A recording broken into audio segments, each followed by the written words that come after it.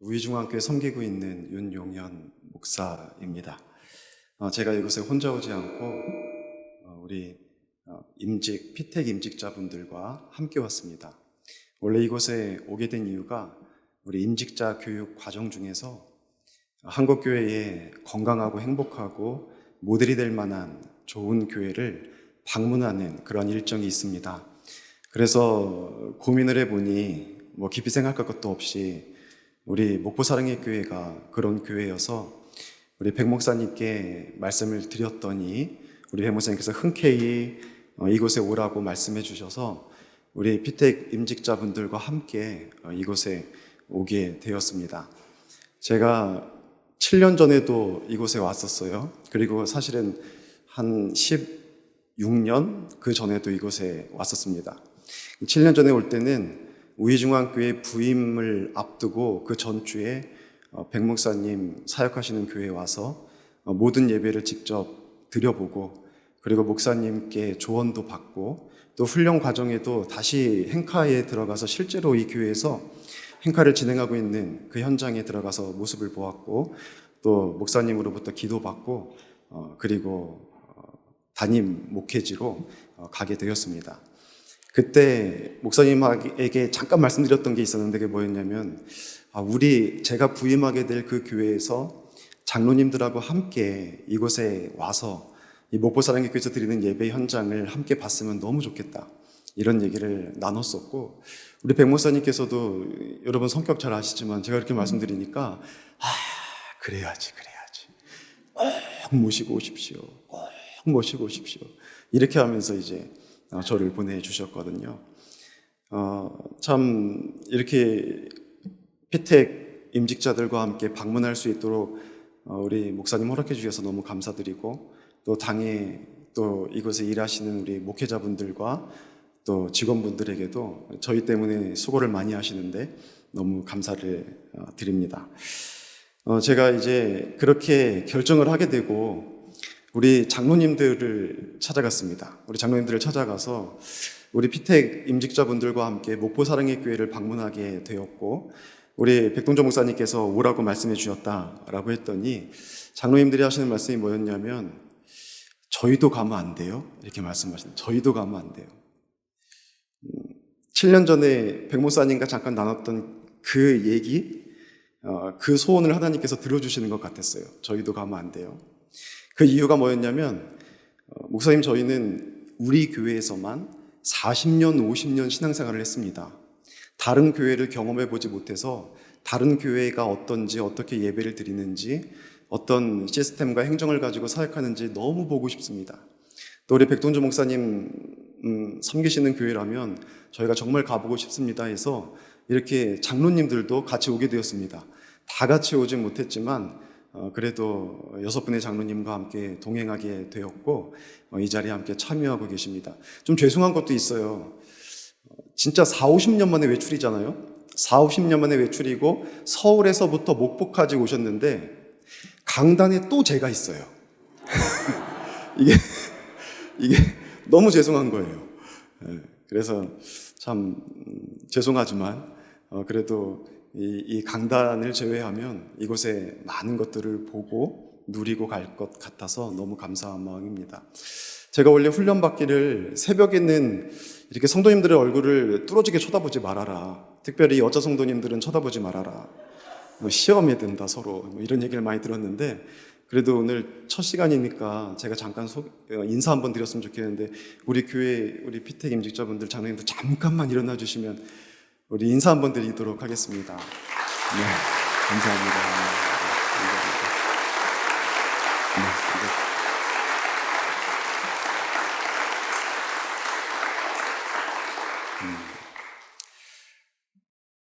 저는 이곳에 방문을 해서 백동조 목사님께서 설교하시고 백동조 목사님께서 강의하시고 이런 시간들을 아주 누리고 가려고 그랬어요.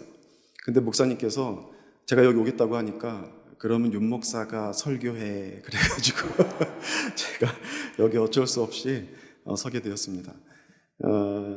제가 특별히 사역에 대해서 또 저에 대해서 말할 건 없고요.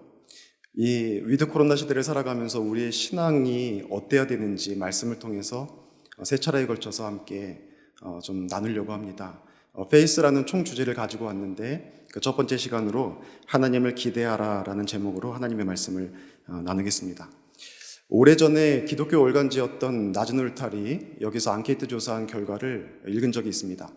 그때 앙케이트 항목 중에 뭐가 있었냐면 우리 기독교인들에게 성경 인물 중에서 가장 존경하는 인물이 누구냐라는 거였습니다.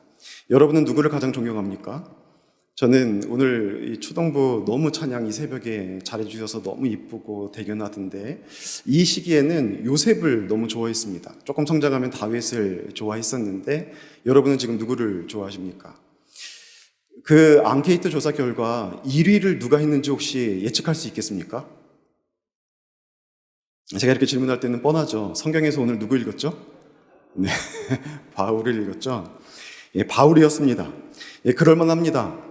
바울은 회심한 이후에 신약 성경 전체 중에서 13권을 바울이 썼습니다. 그리고 그 13권은 모두가 다 복음의 진수를 담아내고 있습니다. 또 바울의 생애를 보면은 참 대역전과 그리고 이 드라마틱한 모험이 가득한 그런 삶을 살았습니다. 그는 초대교회 태동 그리고 또 세계 복음화의 기초를 쌓은 그런 놓은 사람이었습니다. 성경을 알아갈수록 바울에 대한 어떤 이 존경 그리고 호감은 높아질 것입니다. 그런데 오늘 우리만 바울을 그렇게 사랑하고 존경하는 것이 아니라 바울이 회심하기 이전에도 당시 유대인들은 바울을 사랑했고 또 바울을 존경했었습니다. 이 바울을 오늘 본문에서는 그 변화되기 이름인 사울로 지금 얘기하고 있는데 이 사울에 대한 소개부터 잠시 드리려고 합니다. 이 사울은 탁월한 지성을 가지고 있었던 사람이었습니다. 당시에 이 유대인들이 존경했던 이 바리새인 스승 중에 랍비 중에 가말리엘이라는 분이 있었죠. 이 가말리엘의 가장 출중한 제자가 사울이었습니다. 당시의 문헌을 보면은 이제 우리에게 이전에 있었던 어떤 랍비들보다도 가장 탁월한 랍비가 나타날 것이다. 그 사람이 바로 사울이다라고 얘기할 정도로 많은 사람들의 기대를 한 몸에 받고 있었던 그러한 지성인, 탁월한 지성인이었습니다. 그는 뿐만 아니라 사회적으로도 높은 지위를 가지고 존경받던 인물이었습니다. 우리가 알고 있듯이 산헤드린 공회의 일원이었어요. 산헤드린 공회는 행정사법, 입법의 가장 중요한 역할들을 다 감당하고 있었던 그런 기관이었습니다. 또 그는 높은 신분과 그에 따른 특권을 가지고 있던 사람이었습니다. 태어나면서부터 로마인이었죠. 면책특권이 있었습니다. 결박할 수도 없었고 함부로 신문할 수가 없었어요. 그래서 로마인이 되고 싶어서 돈을 주고 로마 시민권을 사는 사람들도 있을 정도였습니다. 사울이 그런 사람이었어요. 탁월한 지성을 가지고 있었고 높은 신분을 가지고 있었고 많은 사람들이 존경할 만한 그런 위치에 있었고 명예와 권력을 다 가지고 있는 그런 엘리트였습니다. 오늘날 그런 사람이 있다면 최고의 신랑감이겠죠. 근데 거기서 끝나지 않습니다. 사울은 그 모든 면에 있어서 탁월하고 모든 것을 갖추었을 뿐만 아니라 또한 그는 신앙이 참 좋았어요. 신앙이 정말 좋았어요. 워너비죠. 믿음 좋은 자매님들이 찾고 있는 그러한 신랑감입니다. 보통은 능력이 있으면 신앙이 없어요. 그리고 신앙이 좋으면 능력이 조금 떨어집니다. 신앙과 능력이 다 좋으면 외모가 조금 내 스타일이 아니에요. 외모까지 좋으면 짝이 있습니다. 참고로 말씀드리는데 저는 짝이 있습니다. 사울은 신앙이 너무 좋은 사람이었어요. 율법에 정통했고 하나님에 대한 특심을 가진 자였습니다. 그런데 그 열심이 그를 잔인하게 만들었습니다. 그 열심이 그를 포악하게 만들었어요. 어느 날 사울의 귀에 한 사람에 대한 소문이 들려옵니다. 예수라는 인물이에요. 많은 사람들이 메시아가 정말 왔다라고 하면서 예수님을 따르고 있는 거예요. 예수님을 사랑하고 예수님을 존경하고 예수님이 많은 사람들의 인기를 한 몸에 받고 있었습니다. 처음에 사울은 그 얘기를 들었을 때 당시에 많은 자칭 메시아들이 나타났던 것과 마찬가지로 곧 사라질 거라 생각했습니다. 갈릴리 출신의 한 이 대중 선동가 이 정도로 생각을 했던 겁니다. 곧 사라질 거다. 그의 예측대로 예수님은 십자가형으로 죽습니다. 사울은 봐라, 내 생각이 맞지? 정말 예수는 금방 사라질 인물 아니었냐? 이렇게 결정을 내려버린 거예요. 그런데 그게 끝이 아니었습니다. 예수님의 제자들이 그 이후로 예수님에 대해서 더 이제 미신적으로, 광신적으로 사울의 눈에 보니까 변하고 있는 거예요. 계속해서 예수를 믿는 사람들이 늘어나고 있었습니다. 사울은 하나님에 대한 열심을 가지고 있었어요. 특심을 가지고 있었습니다. 더 이상 그냥 두고 볼 수 없는 거예요. 그래서 그는 분노하면서 움직이기 시작했습니다. 그가 역사의 무대 위에 최초로 등장했을 때가 스데반 집사님을 돌로 쳐서 죽일 때였습니다. 산헤드린 공의의 일원으로서 사울은 재판장의 역할을 했고 또 증인의 역할을 했습니다. 스데반 집사가 돌에 맞아 죽는 것을 너무나 당연하고 마땅하게 여겼던 사람이었어요. 그리고 그 여세를 몰아서 예루살렘에 있는 모든 그리스도인들을 잡아서 박해하기 시작합니다. 잔멸했다고 성경은 얘기하고 있고요. 또 성경은 각 집에서 남자와 여자를 끌어다가 가뒀다 그래요. 여러분 알다시피 성경에서 여자를 잘 거론하지 않습니다. 특별한 인물이 아니면 거론하지 않아요. 이렇게 절대 다수인 여자라고 표현할 때에는 사울의 박해가 얼마나 잔인했고 대대적이었고 철저했는지를 우리가 알 수 있는 거예요.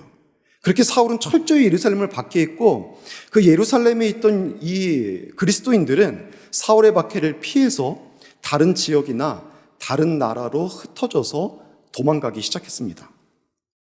그래서 어느 순간 예루살렘에서는 더 이상 그리스도인들을 찾기가 어려워진 거예요.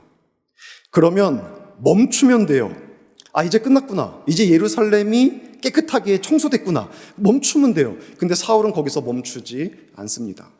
그가 그리스도인들을 아예 그냥 뿌리 뽑아버릴 마음으로 고민하면서 둘러보니 그리스도인들이 도망을 쳐서 다메섹이라고 하는 곳에 많이 거주하고 있다는 그런 소식을 듣게 된 겁니다.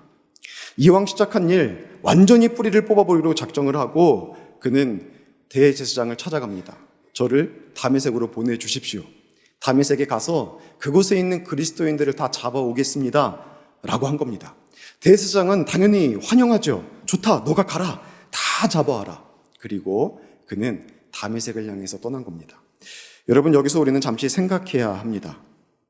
사울은 여호와 하나님을 사랑했고 여호와 하나님에 대한 경외심을 가지고 열심히 주를 위해서 움직인 거예요. 근데 그 일이 선하지 않았습니다. 주를 위한 열심이었는데 사람에 대해서는 포악했고 사람에 대해서는 잔인했습니다. 그렇다면 생각해야 돼요. 내가 주를 위해서 하고 있는 이 일이 과연 하나님께서 기뻐하시는 일인지 생각해야 되는 겁니다. 우리가 신앙생활을 하면서 주를 위한 열심으로 어떤 일들을 행하는데 그 일들이 다른 사람에 대해서 짐이 되고 아픔이 될 수 있습니다. 나는 옳다고 여기고 이것은 주님의 뜻이라고 여기고 움직이고 있는 거고 사람들을 대하고 말하고 행동하고 있는 것인데 이것이 다른 누군가에게는 상처가 되고 고통이 될 수 있는 거예요. 우리는 구원을 얻는 의가 아니라면 의와 사랑이 상충될 때 사랑을 선택할 줄 알아야 됩니다. 내가 아무리 의롭다고 생각하고 그 일을 추구한다고 할지라도 그것이 다른 사람에게 고통이 되고 아픔이 되고 그것이 어떤 공동체를 힘들게 하는 거라면 우리는 마땅히 내가 생각하는 의가 아니라 사랑을 선택해서 사람을 살려내고 사람을 보듬어주고 사람을 위해서 품어줄 수 있는 그런 일들을 선택하며 나아가야 됩니다. 자칫하면 주를 위해서 한다는 그 일이 오히려 하나님을 마음을 아프게 하는 그런 일이 주님의 뜻과 상관없는 일이 될 수 있는 겁니다. 사울이 그렇게 움직였어요. 자, 그런데 사울이 그리스도인을 잡으러 다메섹으로 가고 있는 그때 여러분 어떤 일이 벌어졌습니까? 여기까지 여러분 다 알고 있는 얘기를 제가 지금 하고 있죠. 자, 어떤 일이 벌어졌습니까? 하나님의 역사적인 개입이 그때 일어났습니다. 예수님께서 사울을 찾아오신 거예요. 이게 기독교죠. 하나님께서 우리를 찾아와서 우리를 만나주시는 종교. 여러분, 이게 기독교입니다. 사울은 자신이 핍박하던 예수가 정말 하나님의 아들이신 것을 그때 깨닫게 됩니다. 정말 우리의 구원자로 오신 메시아인 것을 알게 된 거예요. 그래서 그때 사울은 바울로 변화가 됩니다. 예수를 핍박하고 예수를 박해하던 자가 예수 그리스도를 위해 죽는 증인으로 변화가 됩니다. 그리고 그의 회심은 기독교 역사의 놀라운 터닝 포인트가 됩니다. 이전에는 유대인들을 위한 하나님의 역사였다면 이제는 전 세계 열방의 모든 백성을 향한 하나님의 구원의 역사로 이 기독교 역사의 터닝 포인트가 이 사울의 회심으로 말미암아 일어나게 되는 겁니다. 그런데 문제가 있습니다. 오늘 본문은 이게 중요해요. 이게 중요해요. 여러분, 다메섹에 있었던 사람들은 이 사실을 알았을까요? 사울이 다메섹으로 오는 중에 어떤 일이 벌어졌는지를 다메섹에 있던 사람들은 과연 알았을까요? 그들은 알지 못했습니다. 그들이 들은 얘기는 사울이 지금 다메섹으로 오고 있다는 거예요. 그들이 알고 있는 것은 사울은 그 다메섹으로 와서 그리스도인들을 잡아서 옥에 가두고 죽이려는 목적을 가지고 왔다는 겁니다. 그가 아는 것은 이제 그리스도인들은 다 끝났다는 겁니다. 아마 유대교 신자들은 그런 생각했을 겁니다.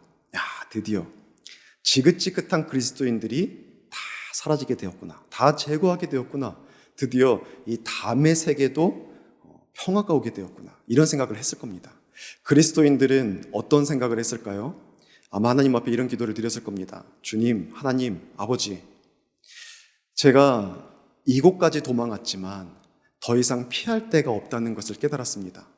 주님께서 저를 위해 생명을 주셨듯이 저도 주를 위해 생명을 드리겠습니다. 아마 순교를 각오하고 사울을 기다리고 있었을 겁니다.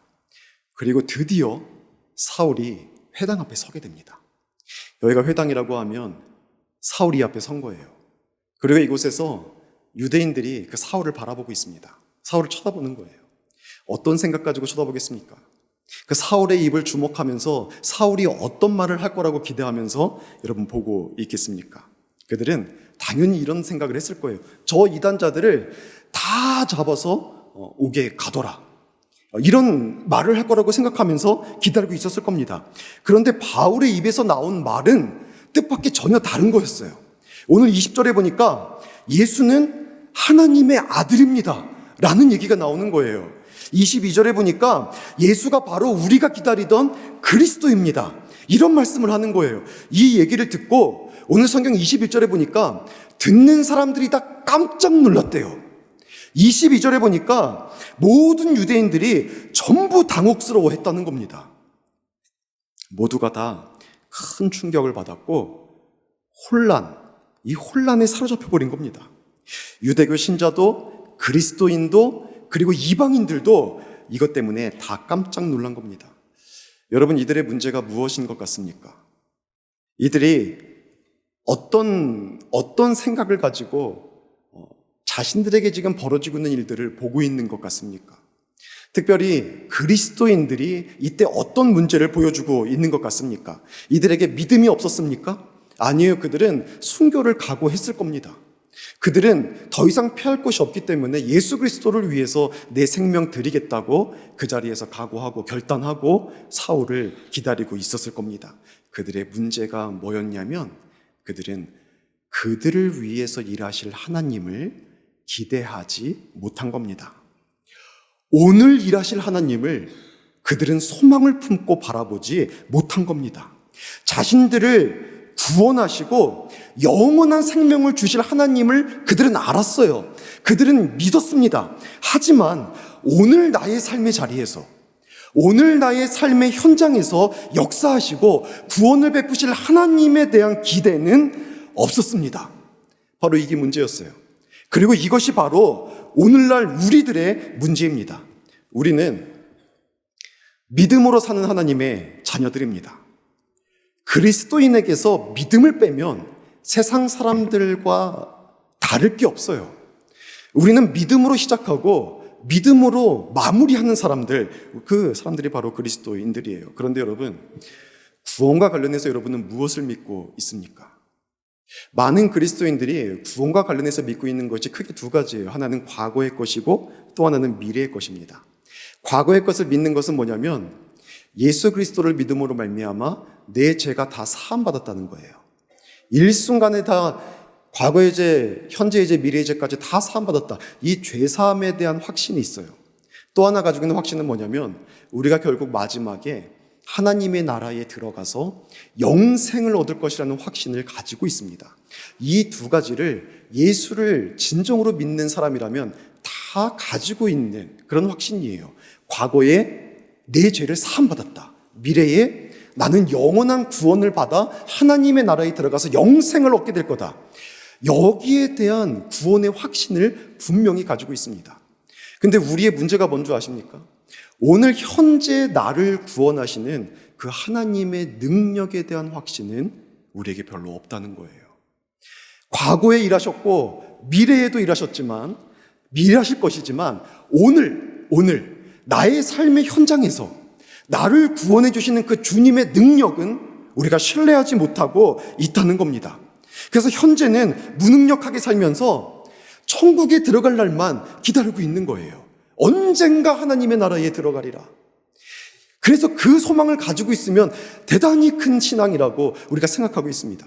제가 참 예전에 같이 일했던 사역자를 말해서 죄송한데, 제가 30대 초반에 섬겼던 교회에 여전도사님 한 분이 계셨는데, 이분은 만날 때마다 이 사무실에 들어올 때 항상 그래요. 할렐루야, 아멘, 주 예수여 오시옵소서. 항상 그래요. 마라나타, 예수님 당신을 기다립니다. 오늘이라도 당장 오십시오. 그래서 제가 물어봤습니다. 아니 조은서님, 정말 오늘이라도 당장 하나님의 나라에 들어가는 것, 이 세상이 끝나고 이제 영원한 나라가 시작되는 것을 정말 사모하십니까? 그랬더니 정말 사모한대요. 이 땅에는 소망이 아무것도 없대요. 이 땅에는 소망이 아무것도 없고 난 하나님의 나라에 들어갈 그날만 사모한다고. 마라나타, 할렐루야, 주 예수여 오시옵소서. 매일매일 그래요. 들어와서 그러고 신방 나갔다 와서 그러고 퇴근할 때도 그럽니다. 항상 그래요. 그러다가 어느 날 보니까 얼굴이 창백해요. 하얘졌어요. 그리고 근심이 가득한 거예요. 그래서 며칠 동안 그를 지켜보다가 물어봤습니다. 마라나타가 이제 입에서 멈췄어요. 전사님, 왜 그러세요? 왜 더 이상 그런 얘기 안 하세요? 그러니까는 이분이 하는 말이 뭐냐면, 목사님, 진짜 떨면서 얘기했어요. 목사님, 저 내일 위내시경 검사예요. 소화가 안 돼서 생애 최초로 위내시경 검사하는데 암이면 어떡하죠? 저 죽으면 어떡하죠? 그러는 거예요. 아니, 하나님 나라에 내일이라도 오늘이라도 가시고 싶다더니 왜 그러세요? 그때 목사님, 그거는 그때 얘기고 저는 이 암 때문에 죽을 것 같습니다. 어떡하죠? 그러더라고요. 여러분, 우리의 소망이 현재 나를 구원해 주시는 하나님의 능력에 대한 이 바람과 소망과 기대는 별로 없는 것 같아요. 로마서 5장 10절에 참 중요한 말씀이 있습니다. 곧 우리가 원수 되었을 때에 그의 아들의 죽으심으로 말미암아 하나님과 화목하게 되었은즉 화목하게 된 자로서는 더욱 그의 살아나심으로 말미암아 구원을 받을 것임이라. 이런 말씀이 있어요. 여러분 읽으시면 바로 알겠죠? 예수의 죽으심으로 말미암아 하나님과 화목히 된 자, 그 사람들이 우리죠. 우리는 예수의 다시 부활하심으로 말미암아 더욱 하나님의 구원을 받게 된다는 그 말씀입니다. 예수의 승리로 말미암아서 구원을 받을 것이라는 말씀을 해요. 근데 여기서 우리가 봐야 되는 게 뭐냐면 구원을 받을 것이냐 이 말씀이에요. 헬라어 원어를 보면은요, 미래에 단회적으로 일어날 그 구원 말하지 않습니다. 마지막 때에 우리가 받게 될 그 구원과 영생을 말하지 않아요. 이 헬라어를 그대로 번역하면은 매일매일의 삶 속에서 반복적으로 일어나는 그 구원을 지금 얘기하고 있는 거예요. 우리 삶에서 하나님께서 현재를 살아가는 우리를 위해서 구원을 베풀어 주시는 그 은혜를 말하고 있는 거예요. 승리하신 주님께서, 다시 살아나신 주님께서 더욱 매일매일의 삶 속에서 우리를 구원하실 것이다. 여러분, 구원의 현재성을 말하고 있는 본문입니다. 그래서 영어 성경 중에 AMP 버전을 보면은 거기는 이 의미를 살려서 번역을 해놨거든요. 우리는 그의 부활 생명으로 말미암아 일상생활의 죄의 권세에서 구출을 받는 구원을 얻을 것이다. 일상생활의 죄의 권세로 말미암아 우리의 삶 가운데 고난이 있습니다. 문제가 있습니다. 사단의 공격이 있고 우리를 무너뜨리려고 하는 시험들이 있습니다. 유혹이 있습니다. 그런데 그 죄의 권세로부터 매일매일 다시 살아나신 주님께서 우리를 구원해 주신다는 그 말씀을 우리들에게 하고 계신 겁니다. 여러분, 이미 승리하신 주께서 우리를 죄의 권세로부터 매일매일 해방시켜 주십니다. 오늘 일어나는 삶의 현장에서, 삶의 문제에서 우리를 구원해 주십니다. 우리는 이거를 믿어야 되는 거예요. 죄사함 받았다, 나중에 천국 갈 거다 뿐만 아니라 오늘도 나의 주님은 나의 삶의 현장에서 나를 구원하신다. 여러분의 문제에서 여러분을 구속하실 것입니다. 해방시킬 거예요. 살아나게 하실 겁니다. 우리는 그 힘을 믿고 나아가는 거예요. 그 하나님에 대한 기대를 갖는 거예요. 오늘 구원을 베풀어 주신 하나님을 기대하는 겁니다. 사랑하는 성도 여러분, 하나님을 기대하십시오. 막연하게 기대하는 게 아니에요. 하나님을 인정하는 겁니다. 하나님은 구원자다. 하나님은 나의 반석이고 피난처고 산성이시고, 하나님께서 오늘 우리에게 세임 주셔서 우리를 올가매려고 하는 사냥꾼의 올무에서 벗어나게 하시는 이 구원의 은혜를 오늘 베풀어 주실 것이다. 여기에 대한 확신, 여기에 대한 인정, 여러분, 우리는 그 믿음을 가지고, 그 기대를 가지고 살아가야 되는 겁니다. 하나님의 자녀가 되었다면 여러분, 이 기대를 잃지 마십시오. 이 기대를 잃지 마십시오. 우리의 당면 과제는 과거를 바꾸는 게 아닙니다. 과거 못 바꿔요. 우리는 미래도 어찌할 수 없습니다. 오늘을 살아내는 것이 우리의 당면 과제예요. 오늘 사업장에서 주님의 뜻 이뤄내는 게 우리가 할 일입니다. 오늘 학생들은 학업의 현장에서 씨름하는 일이 여러분에게 주어진 일들입니다. 오늘 가정의 문제 속에서, 또 여러분의 삶의 문제 속에서 그것을 극복해내는 것이 오늘 우리가 해야 될 일들입니다. 그리고 그 모든 순간 하나님은 여러분의 구원자이십니다. 하나님은 오늘도 여러분의 삶의 현장에서 여러분을 돕기를 원하시고 여러분에게 은혜를 베풀어 주기를 원하십니다. 힘 주시기를 원하십니다. 우리는 그 하나님을 기대하는 거예요. 우리는 우리를 넉넉하게 이기게 하시는 구원의 하나님을 믿고 오늘도 살아가는 겁니다. 그 하나님을 기대하는 거예요. 제가 부끄러운 얘기를 해야 될 것 같습니다. 어제 저녁에 누웠어요, 자려고. 근데 잠이 안 오는 거예요. 제가 커피를 마시면 잠을 못 잡니다. 조일의 목사님하고 제가 그 학부 때부터 아주 절친이에요. 지금도 만나는 친구들, 7명의 친구들이 있는데 그 멤버입니다. 아주 사랑하는 친구고, 우리 김진희 전사님도 학부 때부터 봐왔고 아주 탁월한 전사님이잖아요. 제가 보니까는 한국교회 소문나 있어요, 김진희 전사님이. 제가 다른 분한테 전화해서 나 여기 목포산학교에 왔다 했더니 김진희 전사님 얘기를 하는 거예요. 어떻게 알아? 소문 다 났어. 너무 사역 잘하신다고. 다 그때부터. 그때 교수님 조교도 하지 않았습니까? 네, 다 알잖아요. 아주 어린 친구였는데 어제 우리 조일의 목사님이 저녁에 우리 성도님이 운영하시는 카페 있다고 가서 커피 마시자 그래가지고 요거트 먹을까 커피 마시다가 이제 커피를 마셨어요. 근데 제가 커피를 3시 후에 먹으면 잠을 못 잡니다. 근데 오늘 설교 제목이 뭐냐면 하나님을 기대하라잖아요. 그래서 어제 저녁에 누워가지고 하나님 기대합니다. 오늘 이 잠과의 씨름의 문제 승리를 주실 것을 기대합니다. 근데 뜬 눈으로 밤을 지새우고 정말 1분도 잠 못 들고 나왔습니다. 커피를 마셔가지고 커피도 마셨죠. 또 백 목사님 앞에 계실 것 같죠. 막 잠을 못 자고 나왔어요. 지금 제가 무슨 말을 하고 있는지 제 표정이 어떤지 제가 나중에 영상 봐야 할 것 같습니다. 지금 저는 지금 비몽사몽간에 여러분 대하고 있어요. 근데 새벽에 나오면서 저는 하나님을 기대했지만 오늘의 싸움에서 진 것 같은 마음으로 나왔는데 하나님께 주신 마음은 뭐였냐면 너의 그 잠 못 잔 그 한계 속에서도 하나님은 나는 일한다. 그 말씀을 주시는 거예요. 제가 생각한 대로 하나님께서 승리를 주시는 것이 아니라 하나님께서는 제가 생각하지 않은 방식 속에서도 당신의 일을 이루어가고 뜻을 이루어가는 분이시라는 것을 깨닫게 하시더라고요. 여러분 그렇게 하나님께서 일하고 계신 거 맞습니까? 저는 지금 잠자면서 말하고 있지만 하나님께서는 여러분 깨우시면서 말씀하고 있는 거 맞습니까? 여러분 되게 감사한 건 우리 교회는 지금쯤 새벽 시간이면은 우리 교회 다 그런 건 아닙니다만 저를 미워하지 마십시오 우리 선생님들 절반은 지금 좀 눈 감고 듣기 시작하십니다. 근데 여러분 이렇게 눈 뜨고 들으셔서 되게 감사합니다. 하나님은 우리의 한계를 뛰어넘어서 우리의 삶에 당신의 뜻을 이루시며 승리를 주시는 분임을 여러분 믿으시기 바랍니다. 오늘 일하신 하나님을 기대하는 것 그것이 그리스도인들의 신앙이고 믿음이어야 합니다. 여러분 오늘 우리가 하나님을 기대하지 않는다, 우리가 하나님에 대한 기대가 없다는 말은 다르게 생각하면 하나님을 제한한다는 말입니다. 하나님을 기대하지 않는 신앙은 적극적으로 하나님을 제한하는 신앙입니다. 그의 삶에는 그래서 하나님의 역사가 잘 나타나지 않습니다. 이처럼 하나님을 기대하지 못하고 제한할 때에는 이유가 있어요.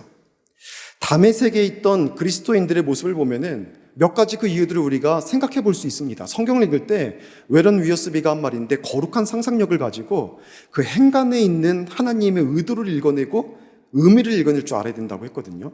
지금 다메섹에 있는 그리스도인들의 마음들을 생각해 보자고요. 그들이 왜 하나님을 기대하지 못했고 그들이 왜 하나님을 제한하게 된 걸까요? 그것은요, 그들이 가지고 있었던 두려움 때문이었습니다. 그들이 알고 있고 사랑하던 가족들이 옥에 갇혔고 죽임을 당했습니다. 피해서 여기까지 왔는데 그들에게도 이제는 더 이상 돌파구가 없는 거예요. 그 두려움이 하나님을 기대치 못하게 만드는 거예요. 우리가 두려움을 가지고 있으면 내 자신도 한계를 만나게 되고 하나님에 대한 기대도 사라지게 됩니다. 아이성 전투 사건 아시죠? 아이성 전투, 여리고성 전투를 이 칼 한 번 쓰지 않고 이겼거든요. 아이성은 굉장히 우습게 보이는 거예요. 그래서 이스라엘 백성들이 하나님의 뜻을 구하지 않고 달려갔습니다. 거기 달려갔어요. 그리고 첫 번째 전쟁에서 그들이 패하고 내려오면서 하나님 어찌하여 우리를 버리십니까? 우리 이제 다 죽었습니다. 이곳까지 와서 우리 다 죽게 됐습니다 하고선 그들은 절망에 빠져버려요. 성경 읽어보십시오. 아이성 첫 번째 전투에서 이스라엘 백성들은 몇 명이 죽습니까? 36명이에요. 그 전체 군대 중에 36명이 죽었을 뿐이에요. 그러니까 99 중에 2를 뺐는데 그들은 0이 돼버렸어요. 이게 두려움이 가지고 있는 힘입니다. 우리가 두려움을 가지고 있으면 하나를 뺐을 뿐인데 0이 돼버려요. 우리가 두려움을 가지고 있으면 하나님에 대한 믿음과 신앙도 다 없어져 버리는 거예요. 이 두려움이 하나님을 제한합니다. 또 이들은 과거의 경험 때문에 하나님을 제한하게 되었습니다. 특히 부정적인 경험, 어려웠던 경험, 실패의 경험은 우리를 가둬버립니다.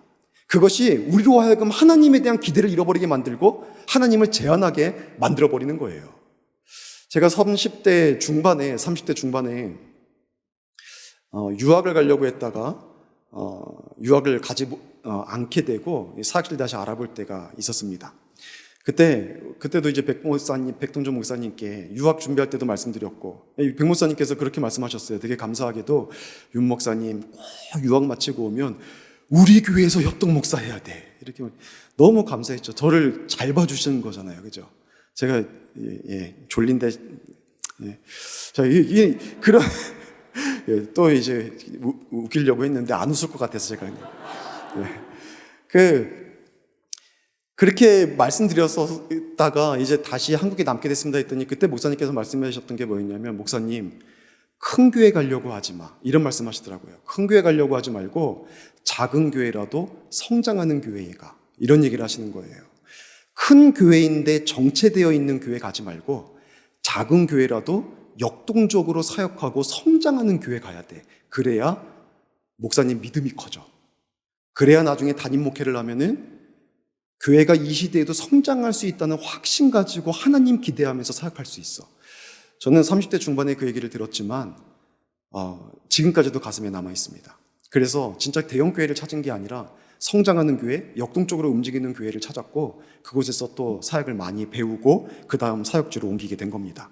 과거에 우리가 부정적인 경험을 해버리고 그 경험에 갇혀버리면 하나님에 대한 기대가 사라지는 거예요. 또 이들은 하나님에 대한 무지 때문에 하나님을 제안했습니다. 현재적인 구원을 몰랐어요. 전능하신 하나님에 대한 온전한 지식이 없었어요. 그러니까 이들은 하나님을 제안합니다. 자기 본의적인 생각, 에고이즘 때문에 또 하나님을 제안합니다. 내 감정, 내 판단, 내 이성이 하나님의 말씀보다 더 우선시되어 있어요. 그러니까 내 판단으로 볼 때 이제 소망이 없는 거예요. 하나님도 나를 못 건져줘요. 그런 생각 속에서 그들은 하나님을 제안하고 있었던 겁니다. 자신의 경험, 생각, 감정, 무지, 상황, 문제, 두려움, 이것이 하나님을 기대하지 못하게 만들고 결과적으로 하나님을 제안하게 되는 겁니다. 그러면 하나님의 역사를 보지 못합니다. 광야의 이스라엘 백성들은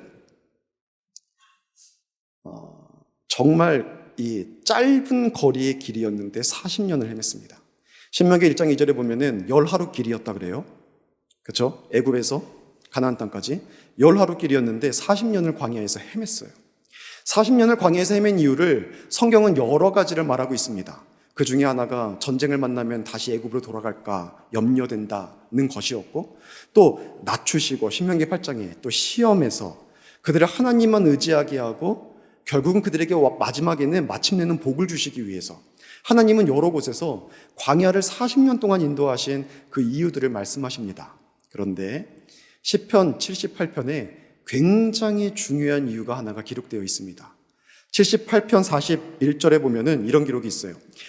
이스라엘의 거룩한 일을 노엽게 하였다. 이것 때문에 40년을 헤맨 거예요.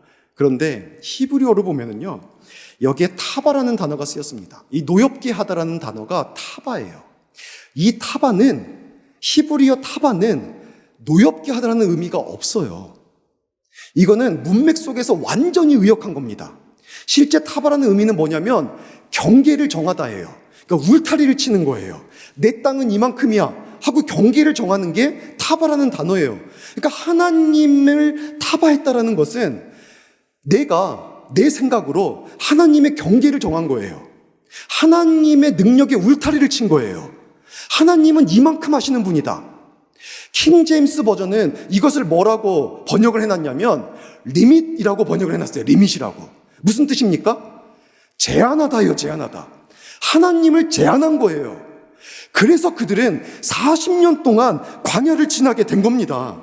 그들은 늘 원망했고 불평했고 하나님을 기대하지 않았어요. 작은 문제만 나와도 하나님께서 우리를 이곳에 끌어와서 죽이려고 한다. 이런 잘못된 판단을 내린 거예요.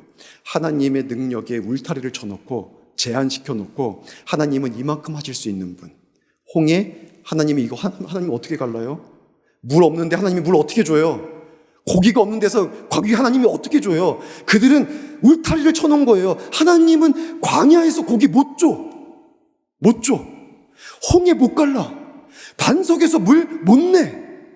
저 아말렉 사람들을 다 죽어. 하나님의 경계를 쳐놓은, 제한했어요. 그것 때문에 그들은 하나님을 기대하지 못하고 제한했기 때문에 광야에서 40년 동안 헤매다가 많은 성인들이 죽고 다음 세대가 가나안 땅에 들어가게 된 겁니다. 사랑하는 성도 여러분, 하나님을 제한하지 마십시오. 오늘 나의 삶의 현장에서 일하시는 하나님을 기대하십시오.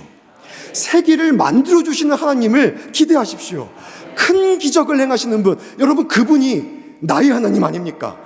언약을 주셨고 그 약속을 지키시는 분이 우리 하나님이십니다. 어둠을 밝히시는 분, 나의 구원자. 나의 구원자. 오늘 우리의 삶에서 우리를 구원하시는 분이 우리 하나님이신 것을 여러분 믿고 소망 품고 바라고 기대하십시오. 코로나 시대를 살고 있습니다. 위드 코로나 시대를 살고 있어요. 지금 교회가 다 어렵다고 합니다. 이 전염병이 교회를 무너뜨릴 거라고 많이 얘기를 해요. 그런데 과거의 역사를 보면 그렇지 않았습니다. 여러분, 로드니 스타크가 기독교의 승리라는 책을 썼는데 이 책 혹시 읽어봤는지 모르겠습니다. 여기 보면은 로마 시대에 기독교가 크게 부흥하게 된 계기가 기록되어 있어요. 그 계기가 로마 시대에 보면은 로마 AD 150년경에 로마 전체 인구 중에 0.07%만 크리스천이었대요.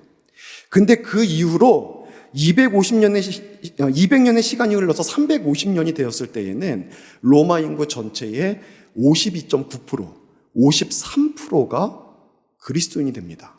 근데 그 계기가 있어요. 완만하게 부흥을 하는데 어느 순간 갑자기 급격하게 부흥을 해요. 또 완만하게 가다가 두 번 급격하게 부흥합니다. 여러분이 두 번 급격하게 부흥했을 때가 언제인 줄 아십니까? 로마에 역병이 돌았을 때예요. 역병이 돌았을 때. 이때 안토니우스 역병하고 키프리아누스 역병이라는 두 개의 역병이 돌았을 때 기독교는 급성장했습니다. 왜냐하면 역병이 돌자 많은 사람들이 죽죠. 그 당시의 의사들도 그 당시 역병에 대한 기록을 상세히 남겨놨습니다. 근데 기록만 남겨놓고 도망가 버렸어요. 정치인들도 내가 당신들 행복을 위해서 내 생명 바치겠다고 했는데 역병이 도니까 다 도망갔어요. 로마는 여러 종교가 거기 있었죠. 근데 그 여러 종교를 믿는 이 사제들과 그 이제 제사장들도 역시 다 도망가 버렸습니다. 근데 그리스도인들은 그 역병이 돌 때 그 자리에 남아서 그 사람들을 돌봐요. 그래서 그때 그리스도인들이 정말 많이 죽었대요. 근데 사람들이 안 거예요. 여기가 진짜 종교구나. 여기에 진짜 신이 있구나. 그래서 완만하게 부흥하다가 급격하게 부흥한 거예요. 과거의 역사가 보여주고 있어요. 오늘날에는 안 그렇습니까? 코로나가 시작되고 2020년 중반쯤 됐을 때 미국의 바나 리서치에서 여러 가지 앙케이트 조사를 했는데 그 중에 하나가 뭐였냐면 코로나가 끝나면 다시 교회에 돌아가겠습니까? 였어요. 근데 그때 교회들이 충격을 받았습니다. 그리스도인들이라고 대답했던 사람들 중에 30%가 넘는 사람들이 나는 교회로 돌아가지 않겠습니다. 더 이상 신앙생활하지 않겠습니다라고 앙케이트 조사 결과가 나온 거예요. 그래서 큰일 났다. 이 코로나가 우리 기독교를 쇠락시키겠구나. 여기에 대한 염려들을 많이 했습니다. 그런데 이 연구 결과에 대해서 의문을 품은 사람들이 있어요. 라이프웨이 리서치라는 곳에서 과연 이 응답이 제대로 된 것일까? 여기에 대한 의문을 품고 1년 뒤에 다시 조사를 했습니다. 근데 그때 다시 조사를 할 때에는 대상자들을 제대로 선별했어요. 바나 리서치는요, 미국인들은 당신 종교가 뭡니까 하면은 기독교라고 얘기해요. 우리나라 사람들한테 당신 종교가 뭡니까 하면은 절은 1년에 한 번도 안 가면서 불교를 해요. 또 도대체 뭘 믿는지 하나도 모르겠는데 유교를 해요. 근데 미국에는 당신 종교가 뭡니까 하면은 기독교라 그러거든요. 그 사람들을 다 리서치 대상에 포함시킨 거예요. 그러니까 그 사람들은 교회도 안 나가는 사람들인데 나는 기독교이냐 했던 사람들도 포함되어 있고, 그러니까 30%가 넘는 사람들이 나는 교회로 안 들어간다 대답을 한 거예요. 실제로 그 전년도에 한 번이라도 교회를 갔던 실질적인 신자들만 대상으로 해서 다시 조사를 했는데 91%의 신자들이 저는 코로나가 끝나면 이전보다 더 모임에 열심히 나갈 것이고 이전보다 예배에 더 사모하는 마음으로 빠지지 않고 참석할 것이고 이전보다 더 나에게 맡겨주시는 사명을 따라서 주를 위해 살아갈 것입니다. 여러분, 이런 결과가 나왔어요. 과거뿐만 아니라 이 시대를 봐도 하나님께서는 우리 안에서 일하고 계신 게 있는 거예요. 지난주에는 미국의 우리 조일이 목사님하고 같이 7명 중에 한 명이 사랑의 빛 선교교회 파사데나에서 사역을 하고 있는 목사님이 있습니다. 그분이 안식월로 이제 한국에 또 들어오셨어요. 이제 매년 안식월로 들어오는데 같이 대화를 하면서 교회가 얼마나 회복됐는지를 질문을 했거든요. 그랬더니 이렇게 얘기를 하더라고요. 우리 작년들은 한 70% 회복된 것 같아. 근데 주일학교는 100% 회복됐어. 근데 저는 거기에 충격받았습니다. 충격받았어요. 왜냐하면 코로나 시대가 과속화시킨 것이 다음 세대를 잃어버리는 거라고 우리는 다 결론 내리고 있었거든요. 근데 작년들은 70%가 돌아왔는데 다음 세대는 100%가 회복됐대요. 제가 그리고 나서 우리 교회를 생각해 봤어요. 저는 당연히 제 속에 있는 전제를 가지고 다음 세대 큰일 났다, 이 생각만 가지고 있었거든요. 근데 제가 우리 교회를 돌아보니 작년들은 역시 7, 80%가 돌아왔는데 다음 세대는 거의 대부분 돌아와 있는 거예요. 코로나가 다음 세대를 무너뜨린다고요? 하나님은 그 어린 영혼들 속에서 일하고 계시던데요. 우리가 생각하는 것 이상으로 우리가 제한, 울타리를 쳐놓고 하나님 여기까지 일할 거야 생각했는데 하나님은 그 너머까지 역사하고 계시던데요. 그 하나님이 우리가 믿는 하나님 아닙니까? 그 하나님이 우리를 위해서 세계를 만들어 주실 것입니다. 그 하나님이 나의 구원자, 나의 하나님, 나의 여호와, 나의 아버지십니다. 여러분, 주님을 기대하십시오. 이 시대에도 우리의 소망은 주님밖에 없습니다. 하나님을 다 기대하는 모두가 될 수 있기를 주의 이름으로 축원합니다. 이제 말씀을 마치겠습니다. 여러분, 기독교인의 싸움은 시선 싸움입니다. 구약시대에 많은 목자들과 목동들이 있었죠. 그들의 시선은 항상 그들의 양에 머물러 있었습니다. 또한 조금 더 멀리 볼 줄 아는 사람들은 이 목초지 이후에 건너갈 목초지를 바라보고 있었습니다. 그리고 시시때때로 양들을 잡아서 죽이려고 하는 늑대와 이리와 사자와 곰들을 바라보고 있었어요. 근데 그 중에 한 사람은 그 모든 것 너머에 계신 하나님을 보고 있었습니다. 그 사람이 누구겠어요? 다윗입니다. 하나님은 그 당시에 많은 목동과 목자들이 있었지만 양을 보지 않고 들판을 보지 않고 늑대와 곰에게 사자에게 시선이 고정되어 있지 않고 그 너머에 있는 하나님을 바라볼 줄 아는 그를 세워 이스라엘의 왕으로 삼으셨습니다. 오늘도 우리의 상황과 한계를 뛰어넘어 멀리 계신 하나님을 바라보는 자들을 위해서 하나님은 역사하십니다. 다윗 안에서 하나님은 제한받지 않았어요. 하나님은 조금도 다윗 안에서 제한받지 않고 당신의 능력을 나타내 보이셨습니다. 모세 안에서도 하나님은 제한받지 않았습니다. 엘리야 안에서도, 엘리사 안에서도, 다니엘 안에서도, 바울 안에서도 하나님은 제한받은 적이 없으십니다. 오늘 하나님은 여러분 안에서 제한받지 않기를 원하십니다. 하나님은 여러분을 위해서 오늘 삶의 현장에서 구원을 베풀어 주시기를 원하십니다. 그 하나님을 믿고 그 하나님 바라보고 그 하나님 의지하고 오늘 나에게 승리를 주시는 주님만 믿고 나아가는 저 여러분 될 수 있기를 다시 한번 주의 이름으로 축원합니다.